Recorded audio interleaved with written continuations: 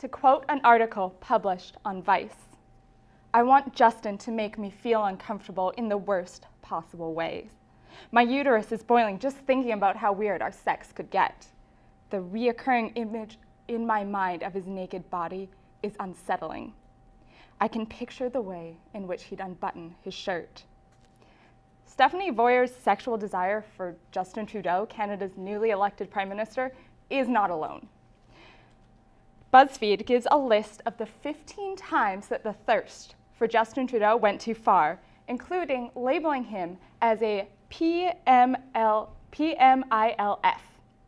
and describing how his hair has made him the sexiest politician ever. Now I get it. I said it. Justin Trudeau is good looking. There. So let's stop paying attention to the huge governmental switch that is happening within Canada right now.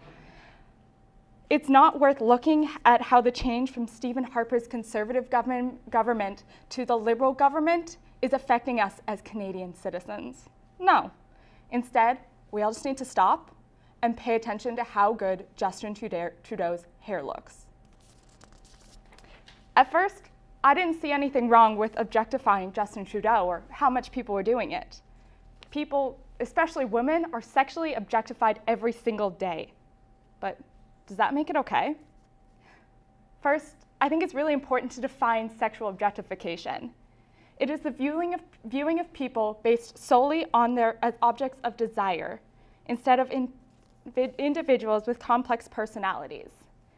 This is done by speaking or thinking of someone only as their body, not as someone with a complex personality of their own. Objectification is not the same thing as thinking somebody is hot or good looking, but instead thinking of them only as something to have sex with. For example, Trudeau is seen as his abs or his hair or his striptease dance that we've all seen. In simple terms, objects exist to do something for the subject or the person. Subjects act upon objects, and objects are acted upon. So, what is so bad about sexually objectifying Trudeau? The first problem is how the sexual objectification overshadows his political choices. The sexual objectification of Trudeau is really easy to see. It is the hundreds of comments on the Liberal Party campaign ads about Justin Trudeau, about his hair, his abs, his body. It is the thousands of articles and blogs published about how sexy he is and how people want to have sex with him. These comments are not looking at Trudeau as a whole person, and they're definitely not looking at him as our Prime Minister, but instead, they're looking at him as a sex object. Now, Trudeau is making tremendous strides in his role as Prime Minister, one of the most notable being his choice to have the cabinet gender equal and representative of Canada's minorities because it's 2015. However, in the comments section of a CBC article about the new cabinet, approximately half the comments relate back to Justin Trudeau's looks. Second, the sexual objectification of Justin Trudeau will contribute to gender inequality. If we are able to sexually objectify Justin Trudeau, why can't people sexually objectify anyone else? And this strengthens the gap between women and having high-power jobs, such as politics.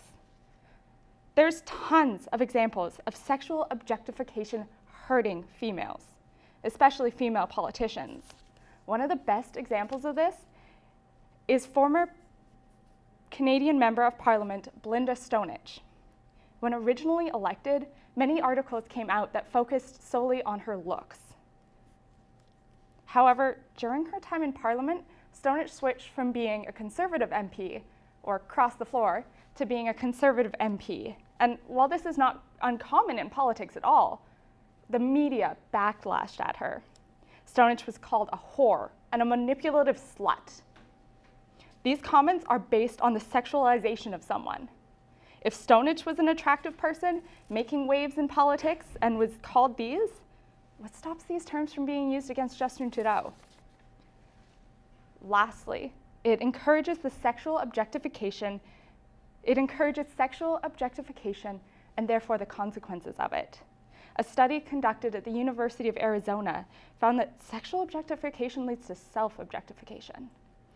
This can lead to body shaming, appearance anxiety, depression, and disordered eating.